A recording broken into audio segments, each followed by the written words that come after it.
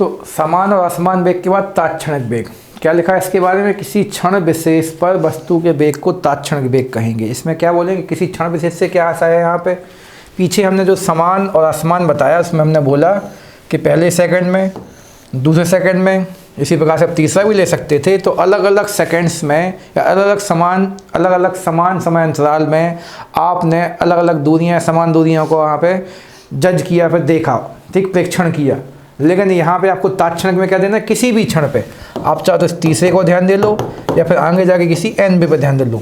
तो हमें बस किसी एक समय विशेष पर ध्यान देना है कि इस वाले समय अंतराल में या फिर इस वाले केवल 1 सेकंड के समय में हमने कितनी दूरी तय की। मान लीजिए हमने यहाँ पे 10 मीटर की दूरी तय की, तो इस वाले सेकंड के समय में हमने, ठीक है, कितनी दूरी तय की, 10 मीटर की। तो हमारा वेग क्या हो जाएगा, 10 मीटर प्रति सेकंड। इसी वाले वेग को हम लोग नाम दे देंगे तात्क्षणिक वेग। तो आपको किसी दूसरे समय अंतराल से तुलना करने की आवश्यकता नहीं है, जिस पे आपने ध्यान दिया, जब ध्यान दिया उसी समय अंतराल के वेग को हम लोग नाम दे देंगे तात्क्षणिक वेग। ईजी है, तो आपको अलग अलग ध्यान नहीं देना है। आगे चलते हैं। औसत वेग के बारे में क्या लिखा, किसी वस्तु के कुल विस्थापन और कुल समय का अनुपात को हम लोग क्या कहते हैं, औसत वेग कहते हैं। उसका सूत्र क्या बनेगा, अर्थात कुल विस्थापन बटे कुल समय। ठीक है, कुल विस्थापन को ही एक प्रकार से हम लोग दूरी बोलें पीछे, फिर कुल लंबाई। तो हमने मान लिया ये हमारा कोई स्थान A है, ये कोई स्थान B है, ये कोई स्थान C है। यहाँ से लेके यहाँ तक की दूरी X है, यहाँ से लेके यहाँ तक की दूरी Y है। हम लोग जब यहाँ से यहाँ जाएंगे तो हमने मान लिया हमें समय लगेगा कितने का, T1 का, और यहाँ से लेके यहाँ तक जाने में समय कितना लगेगा हमें, T2 का। तो कुल विस्थापन हमारा कितना हो जाएगा, कुल विस्थापन हो जाएगा हम लोगों का, औसत वेग लिख देते हैं हम।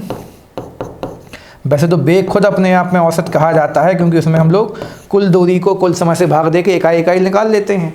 लेकिन जब भी आपको इस प्रकार से अलग अलग भी निकालना पड़े तो आप तो सभी दूरियों को अलग अलग ऐड कर दें, या लंबाइयाँ बोलना चाहिए, मैं विस्थापन बोलना चाहिए। तो अलग अलग विस्थापन आपने x और y जोड़ दिए, और बटे में आएगा T1 और प्लस में T2।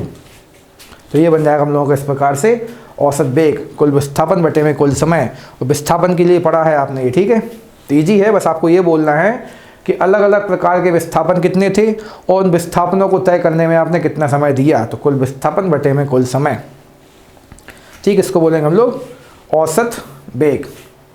आगे चलते हैं।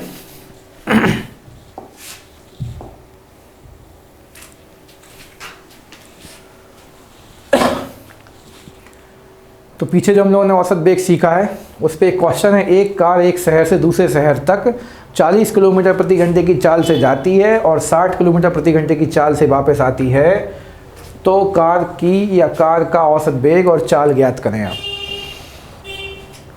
तो हमने मान लिया ये हमारा स्थान पहला है और यहाँ से किसी दूरी पर ये हमारा स्थान दूसरा है। इन दोनों के बीच की दूरी आपने x किलोमीटर मान ली। तो हम लोग जब जाएंगे, जाते समय हमारी चाल कितनी लेती है हम लोगों को, 40 किलोमीटर प्रति घंटे, और जब वापस आएंगे तो हमारी चाल कितनी रहेगी, 60 किलोमीटर प्रति घंटे। ठीक है, तो हम लोग यदि पहले औसत वेग की बात करेंगे तो आपको पता है, मज़ेदार क्वेश्चन है,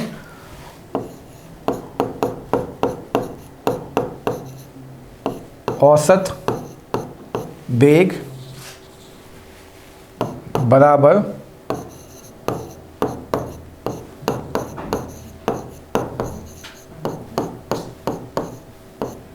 कुल विस्थापन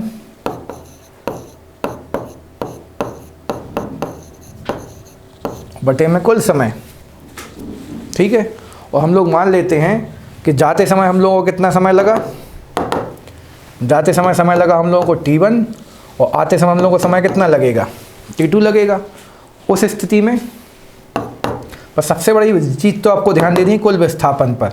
तो जब विस्थापन की बात होगी, या पहले स्थान से दूसरे स्थान पर पहुँचे लेकिन वापस दूसरे स्थान से कहाँ आ गए, पहले स्थान पे, और जब आप अपने स्थान पर वापस आ जाते हैं तो उस स्थिति में विस्थापन की वैल्यू क्या हो जाती है, तो आप बोलेंगे सर शून्य हो जाती है। तो हम लोगों ने जो जाने का समय T1 और आने का समय T2 मान भी रखा है, तो उसकी कोई ख़ास मांग बचती नहीं है, और ये पूरा हमारा औसत वेग का मान भी क्या हो जाता है, 0 हो जाता है।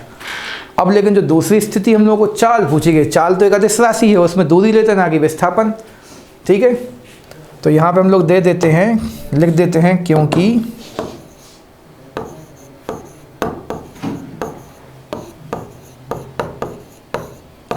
वस्तु का पुनः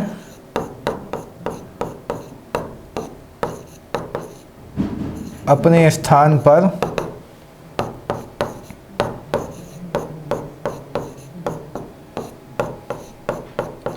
वापस लौटने पर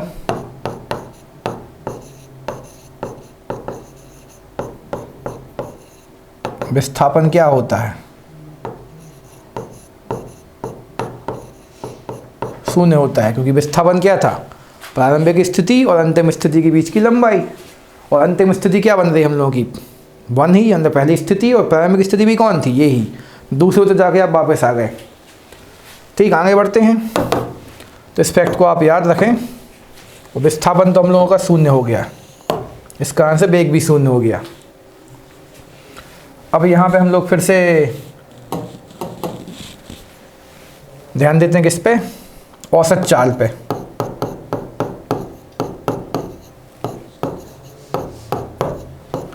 औसत चाल का सूत्र क्या बनेगा? कुल दूरी और बटे में कुल समय। ठीक है। अब लेकिन हमने जाने का समय माना है t1, आने का समय माना है t2, और हम लोगों को ये भी याद है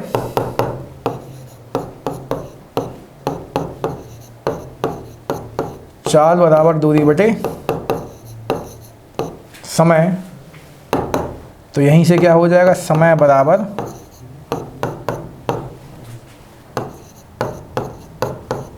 दूरी बटे चाल। तो हम यहाँ पे लिख देते हैं पहली स्थिति जाते समय।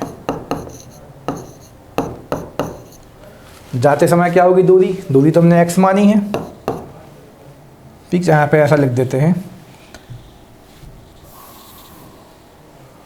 जाते समय t1 बराबर, दूरी तो हमने x मानी है और चाल कितनी थी हमारी? 40।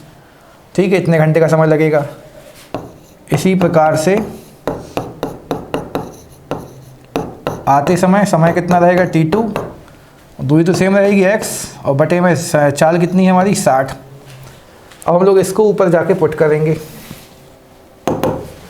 इस वाली दोनों वैल्यू को हम लोग इस वाले समीकरण में जाके पुट कर देंगे। औसत को हम औ लिख के काम चलाते हैं फिलहाल, औ पर औरत नहीं, औसत है ये। तो कुल दूरी क्या हो जाएगी? x धन x, और कुल समय हो जाएगा t1 प्लस t2। तो वहाँ पे हमने x प्लस 40 और x प्लस 60 रखा, 160 नहीं रखना है।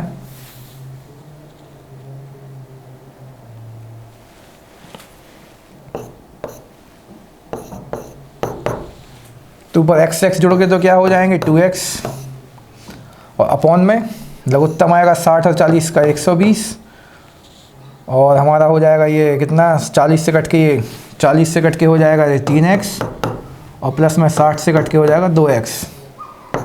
तो अगली स्टेप में क्या देखेंगे आप? 2x 120 पलट के कहाँ पहुँचेगा? ऊपर, इंटू 120, और बटे में 2x और 3x कितने हो जाएंगे? 5x। तो x से x कटने के बाद, और 5 से 120 को काटेंगे आप 24 बार, और 24 दूनी कितना होगा? 48 किलोमीटर प्रति घंटे। तो औसत चाल तो निकल रही है 48 किलोमीटर प्रति घंटे, और औसत वेग क्या हो गया था हमारा? शून्य।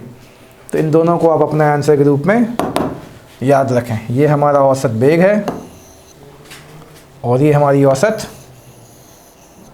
चाल है। ठीक, ये वेग है और ये क्या है? चाल। औसत चाल और औसत वेग है। तो कुछ नहीं करना है, बस आपको ये ध्यान देना, विस्थापन यदि आप जहाँ से निकले वहीं वापस आ गए तो हमारा विस्थापन क्या हो जाएगा? शून्य। तो चाहे कुल बोलें चाहे अलग बोलें, यदि जाते समय आप बोलेंगे x और आते समय x, तो लेकिन विस्थापन तो आप वापस आ गए तो शून्य मानना है। ये नहीं बोलना कि सर हम जाते समय अलग दूरी थी, आते समय दूरी है, वो विस्थापन नहीं है। ठीक है, लेकिन जब चाल की बात होगी तो दूरी भी आपकी फिर से जाते समय भी x, आते समय भी x। उस स्थिति में आपने पूरा कॉन्सेप्ट हल किया। वो आपने इसमें मान रखने के लिए आपको चाल की सहायता से आपको समय के रूप में t1 का बराबर x/40, t2 का बराबर x/60 को लेके चलना है और पूरा थोड़ा सा आगे जाके गणितीय संक्रिया आपको हल करना है और इसको याद रखना है। ठीक है, आगे चलते हैं, इजी था। अगली स्लाइड पे चलते हैं। तो एक कार दो शहरों के बीच की दूरी v चाल से तय करती है तथा v2 चाल से वापस आती है। तो इसको v नहीं, इसको हम लोग v1 लिखते हैं। ठीक है, v1 चाल से तय करती है तथा v2 चाल से वापस आती है। तो कार की औसत चाल ज्ञात करें। औसत चाल का सूत्र क्या होता है? v बराबर twice v1 plus v2 upon v1 plus v2 जो आपने पीछे सिद्ध किया है। तो यहाँ पे हम लोग फिर से यही मान लेते, तो औसत चाल लिखा, ये भी ध्यान देना है आपको, है ना कि औसत बेग यानी औसत बेग लिखा है। तो एक कार जो है शहर नंबर 1 से शहर नंबर 2 तक जा रही है। ठीक है, और दोनों के बीच की दूरी हमने कितनी मान ली? फिर से x मान ली। और जाते समय हमारी चाल कितनी रहने वाली है? v1। आते समय हमारी चाल कितनी रहने वाली है? v2। और जाने का समय हमने कितना मान लिया? t1। और आने का समय हम कितना मान लेते हैं? t2। तो औसत चाल का सूत्र आपको क्या याद रखना है? और नहीं लिखना, आप कुल लिखना है।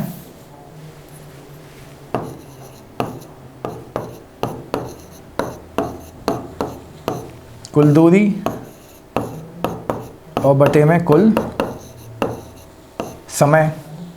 तो आप पहले 1 से 2 पे जाएंगे, एक शहर से दूसरे शहर पे जाएंगे, तो फिर से वही लिखते हैं। जाने का समय क्या? t1 बराबर में x और समय बराबर क्या है पीछे हमारा? दूरी बटे चाल। इस सूत्र का उपयोग करेंगे हम लोग, तो अभी बाजू में लिख देते हैं। तो x अपॉन हो जाएगा v1।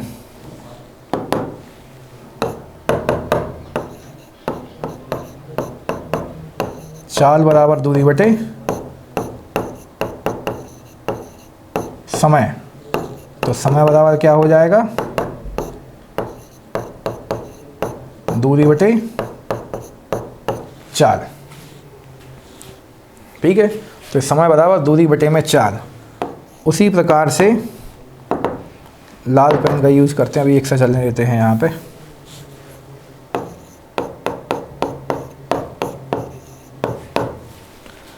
आने का समय t2 बराबर, आने के लिए भी दूरी क्या होगी? सेम x, लेकिन चाल बदल के क्या हो गई? v2। तो ये हो गया हमारा t1 प्लस t2। यदि हम इसी को थोड़ा सा और समझाने की कोशिश करें, कुल दूरी क्या हो जाएगी हम लोगों की? x और x 2x और बटे में t1 प्लस t2। तो इसी को हम लोग आगे बढ़ाते हैं अब। तो इसमें जब आप मान रखेंगे औसत चाल निकालने के लिए,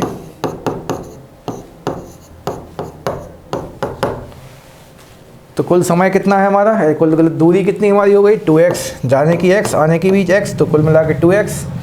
t1 की वैल्यू क्या निकाली आपने? x upon v1। हमें तो ये सिद्ध करके दिखाना है, अपने आप आएगा अभी। और अगली बार से कि यदि इसी क्वेश्चन में पुट करना तो उसको आप याद रख सकते हैं, x अपॉन v1 और प्लस में x अपॉन v2। ऊपर का 2x जगह में रखते हैं और नीचे इसको हटा देते हैं। लघुत्तम हो जाएगा v1 इंटू v2 और v1 कटेंगे तो क्या हो जाएगा? x इंटू v2 और यहाँ पे v2 कटेंगे और क्या हो जाएगा? x into v1। ये तो त्रिकोण होकर कहाँ पहुँच जाएगा? ऊपर ट्वाइस x और इंटू में v1 इंटू v2। और नीचे आप देख रहे हैं यहाँ पे x कॉमन है, तो आप x कॉमन ले लें। तो v1 प्लस v2, x से x ये भी कैंसिल, तो ट्वाइस v1 इंटू v2 और अपॉन में दिखेगा आपको v1 प्लस v2। तो ये वही चीज़ आ गई जो हम लोगों को दिख रही है। अच्छा, इस फॉर्म में लिखिए। आप ये बोलेंगे सर ये z नहीं, ये 2 है वैसे तो, अब तो पक्का z लगने लगा है।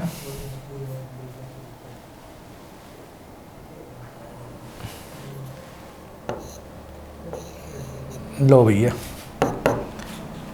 तो इसी को आप और सफाई से लिख देंगे। तो जैसा लिखा वैसे लिख देते हैं। ये हमारी इसी औसत चाल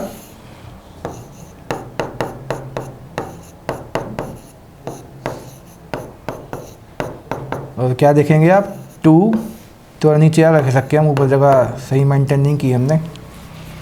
ठीक है, पूरा मिटा के फिर से ही लेते हैं।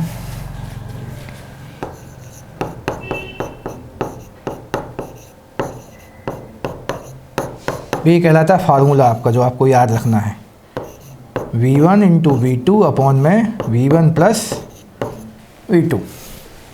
तो ये सूत्र बनेगा। तो अगली बार से आपको क्या याद रखना है कि यदि आपको दो अलग अलग चालें दी गई हैं जाने की, एक चाल V1 एक चाल V2, और दोनों चालों का भी आपसे औसत पूछा गया है, तो आप दोनों को जोड़ के 2 से भाग नहीं लगा सकते। सूत्र तो क्या है, कुल दूरी बटे कुल समय। और दूरी यदि नहीं दी गई है, आपको सीधा आंसर चाहिए, तो आप कुछ नहीं करेंगे, औसत चाल के लिए इस वाले सूत्र में मान रख देंगे। V1 मतलब पहली चाल, V2 मतलब दूसरी चाल, तो ट्वाइस V1 इंटू V2 अपन V1 प्लस V2। बस एक चीज़ छोटी सी कंडीशन आपको याद रखनी है। जैसे यहाँ पर तो क्या है, आप गए हैं और वापस आए हैं, मतलब जाने की दूरी आने की दूरी समान है, तो यहाँ पे तो आपने x समान मान लिया। यदि कभी कभी ऐसा होता है कि आपने एक स्थिति में x दूरी तय की 40 की चाल से, और कोई अलग स्थिति आपने कहीं और दूरी सेम है और 60 की चाल से, तो आपने क्या देखा फिर से कि दूरियाँ भले आप जाके वापस तो नहीं आए हो, लेकिन दूरियाँ अलग अलग समान दी गई हैं। तो बस ये वाला जो फार्मूला है कब लगता है, समान दूरी पर। बस ये चीज़ आपको ध्यान देनी है,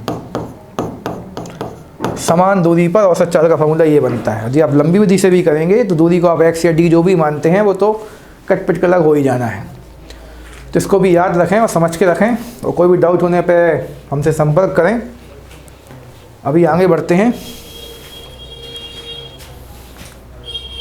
त्वरण, एक्सेलरेशन, तो पीछे हम लोग बहुत देर से वेग पढ़ रहे थे, तो आप सबको तो पीछे की क्लासों से याद है, हम लोग गाते हुए कविता के रूप में बोलते हैं कि वेग परिवर्तन की दर को त्वरण कहते हैं, वेग परिवर्तन की दर को त्वरण कहते हैं। तो किसी वस्तु का जो वेग है उसमें जो परिवर्तन होता है, तो लगातार जो परिवर्तन होता रहता है, तो उसको हम लोग जब नापेंगे तो अलग अलग जो परिवर्तन आपको चेंजेस दिख रहे हैं, तो उस परिवर्तन की भी आपको दर निकालना है, रेट निकालना है। ठीक है, तो उसको हम लोग त्वरण के रूप में दर्शाएंगे, यानी त्वरण बोलेंगे।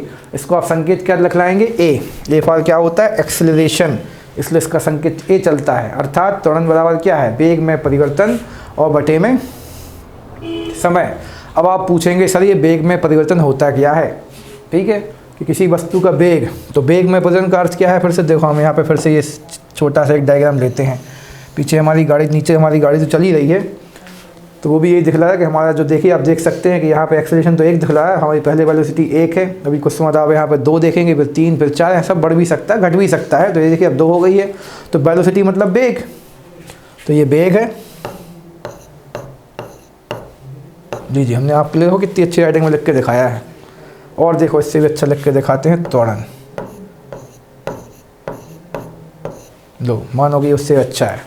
तो आप देख रहे जो हमने वेलोसिटी या वेग यहाँ पे 1 से शुरू किया था, आगे जाके इसकी गति भी बढ़ी है और वेलोसिटी बढ़ के 4, 5, अब रुकते समय फिर से कम हो गई।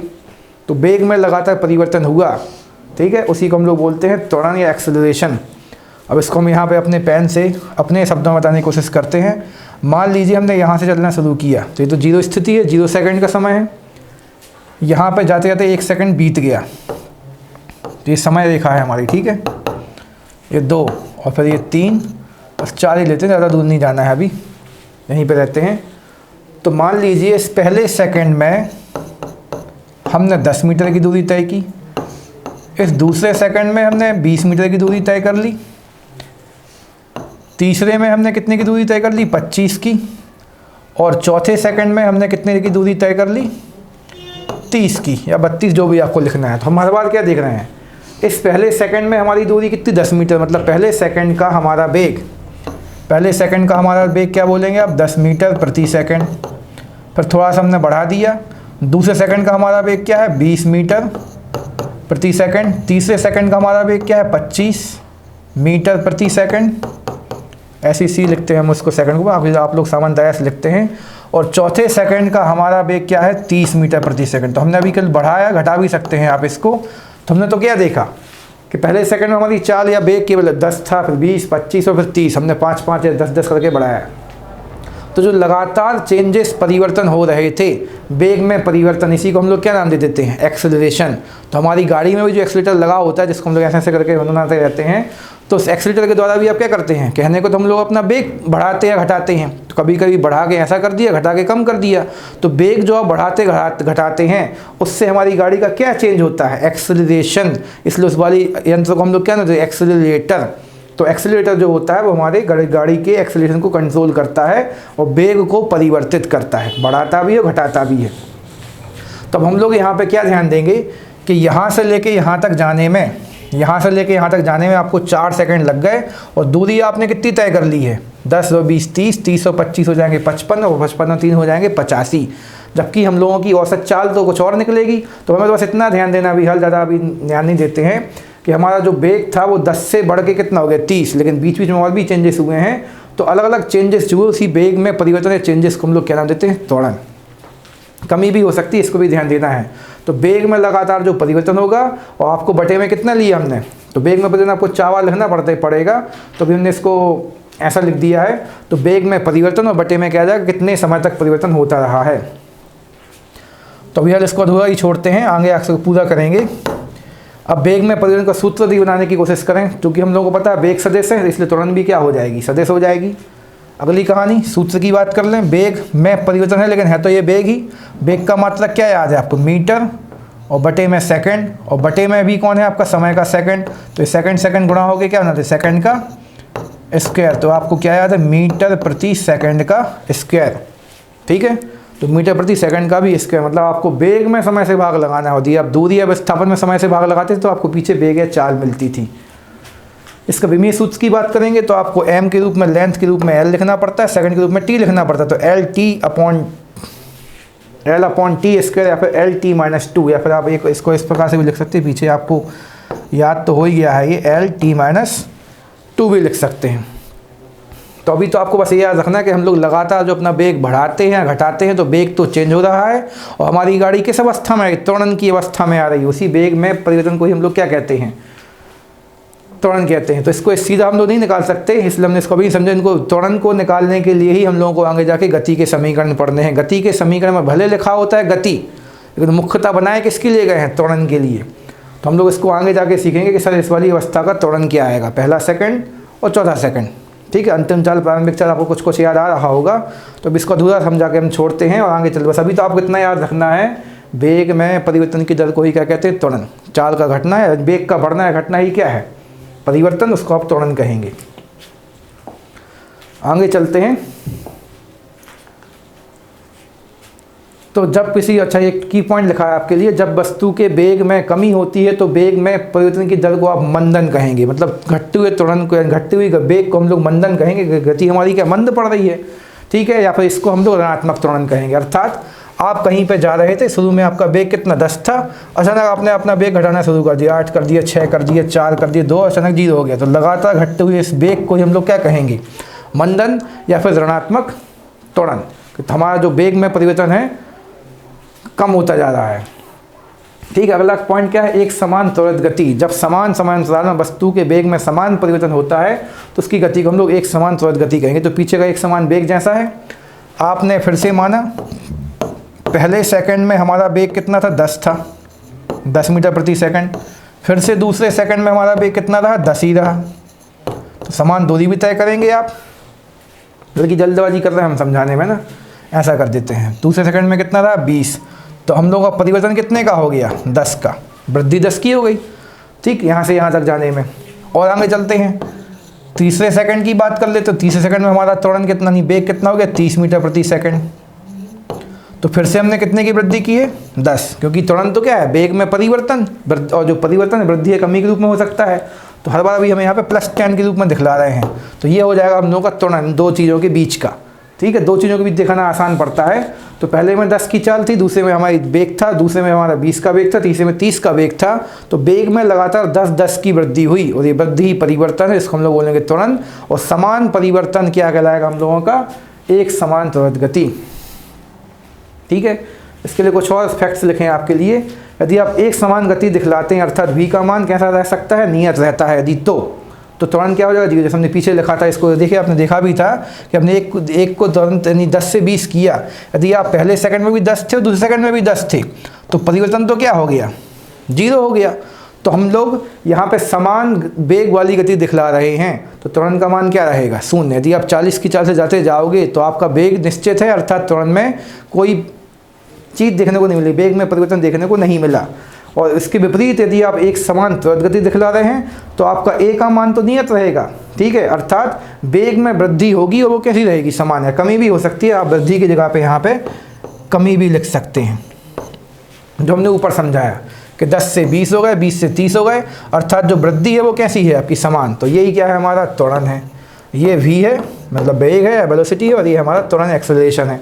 तो बस आपको ये याद रखना है, समान गति में v का मान निश्चित होने के कारण त्वरण शून्य हो जाएगा, और समान त्वरित गति में आपका a का मान निश्चित होने का अर्थ है वेग कैसा रहेगा, वेग की वृद्धि समान रहेगी। बढ़ेगा वेग तो बढ़ेगा, लेकिन उसकी वृद्धि कैसी रहेगी, समान, अर्थात त्वरण हम लोगों का समान रहेगा। तो आगे बढ़ते हैं, ये टॉपिक भी ईजी है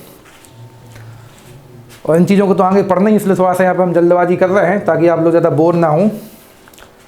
अब लास्ट टॉपिक हमने पीछे बताया आपको कि त्वरण को निकालना एकदम आसान नहीं होता है। इसके लिए हमारे जो गैलीलियो साहब थे, गैलीलियो नाम के वैज्ञानिक थे, उनने हम लोगों के लिए त्वरण का सही सही अध्ययन करने के लिए गति के समीकरण दिए, ठीक है, क्योंकि हमारा जीवन में लगातार परिवर्तन होते रहते हैं और जीवन में परिवर्तन से जीवन चलता है और वेग में परिवर्तन से त्वरण बनता है, और त्वरण को निकालने के लिए इसकी आवश्यकता चाहिए, गति की।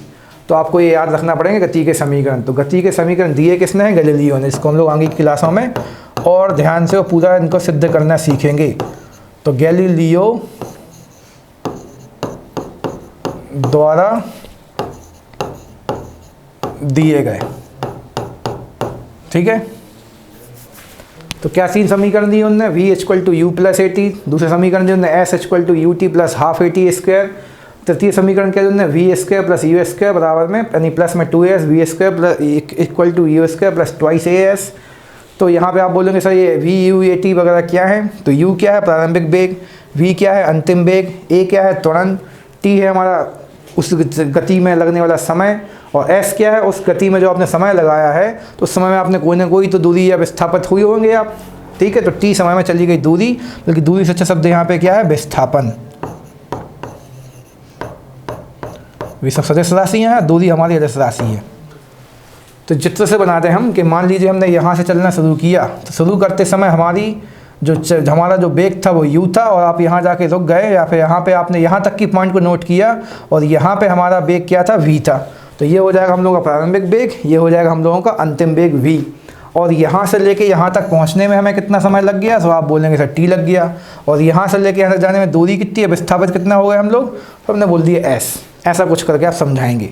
तो हमसे रुकने की बात नहीं बोलना चाहिए हमारे लिए, समझिए आपने इस किसी विशेष अलग अलग समांतरालों की बात दी गई है, तो आपने जब इसको ऑब्जर्व करना, परीक्षित करना शुरू किया, तो आपका प्रारंभिक समय यहाँ पे था और अंतिम समय यहाँ पे था।